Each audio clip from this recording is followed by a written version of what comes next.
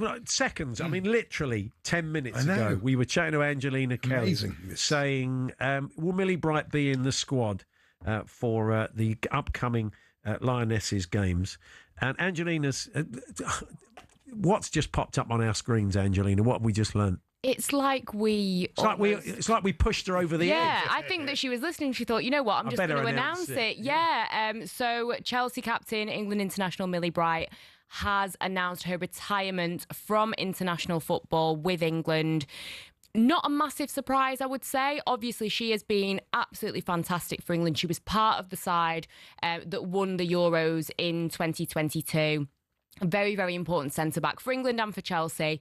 But she made the decision to withdraw from being selected for the Euros this summer that we saw England win again. The reasons for that was due to a couple of different things, having a few niggles, wanting to give her body a rest. I mean, you know, she's into her 30s now. She's had a couple of injuries, so she wanted to prioritise her body. Do this, you know, when they get to a certain age, they think, you know, if I don't play international football, it'll preserve my club career. She's got Champions League. She's playing a lot of football for Chelsea. And this is the thing with Millie Bright, you know, whether people agree or not, she has won the Euros in 2022. She made the decision to not go again. She did miss out on that medal, but she's achieved a lot with Chelsea. You know, she was part of the Invincible team last season, and, you know, the way that she's been speaking, even in the lead up to this WSL season, she wants to win the Champions League. And in order for her to win the Champions League with Chelsea, she needs to be around.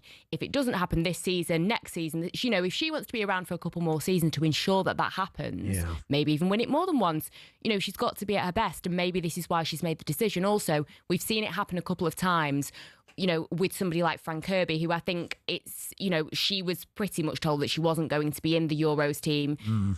Was a bit of a shock for me because she's a fantastic player. She's still playing for Brighton. I know Adrian Durham was devastated that she wasn't at the Euros because I know he's a big fan of hers. But, you know, she made the decision, right, I'm not going to be in the team, then maybe I'm just going to retire. So it could have been a situation where Sonia Bonpastor has spoken as the Chelsea manager that her and Serena Wiegman have a lot of open conversations. Chelsea were aware that Lucy Bronze was going to the Euros with a fractured leg. So they do communicate. And so maybe Serena has had a conversation with Millie and said, you know what? I feel like maybe we've got a bit of a changing of the guard here. You know, maybe she wants people that are 100% committed to playing for England.